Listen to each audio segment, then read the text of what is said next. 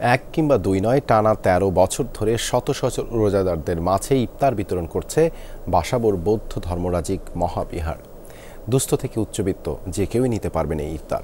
বৌদ্ধ বিহার কর্তৃপক্ষ বলছে, ধর্মীয় সহাবস্থানের রীতি হিসেবেই তাদের এমন উদ্যোগ। রাজধানীর বুকে ব্যতিক্রমী এই ইফতার আয়োজনের খবর জানাচ্ছেন মনিরুল ইসলাম।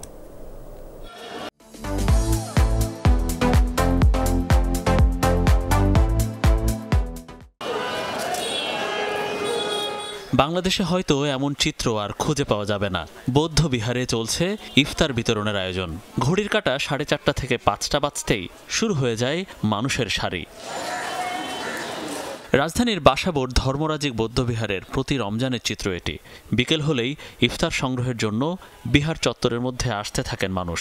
টোকেনের মাধ্যমে প্রতিজনে এক প্যাকেট ইফতার বিলি করা হয়। রোজাদারদের পাশে বৌদ্ধ ধর্মাবলম্বীদের এমন আয়োজনে খুশি আশপাশের নিম্ন আয়ের মানুষ।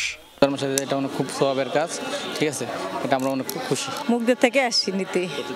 হ্যাঁ আসি, ভালো, অনেক ভালো। তো অনেক কিছু আইডিয়া দেওয়া আছে, খাওয়ানো অনেক ভালো। হ্যাঁ, এটা ভালো, মানুষের জন্য ভালো আর কি, গরিব মানুষের জন্য।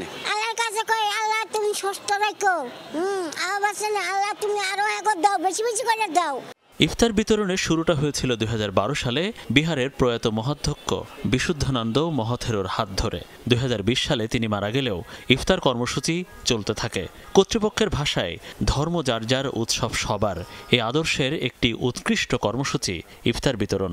নবীজি বলেছেন যে সবথেকে ভালো কাজ হচ্ছে মানুষকে খাওয়ানো, অভুক্তকে খাওয়ানো, যেটা করলে সরাসরি আল্লাহর সান্নিধ্য পাওয়া যাবে।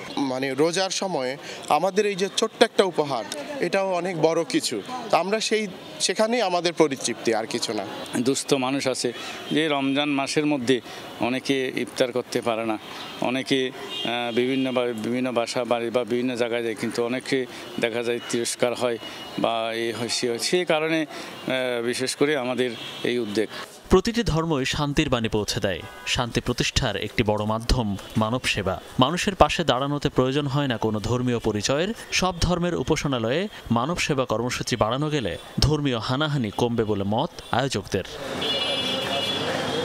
মনিরুল ইসলাম, যমুনা নিউজ, ঢাকা।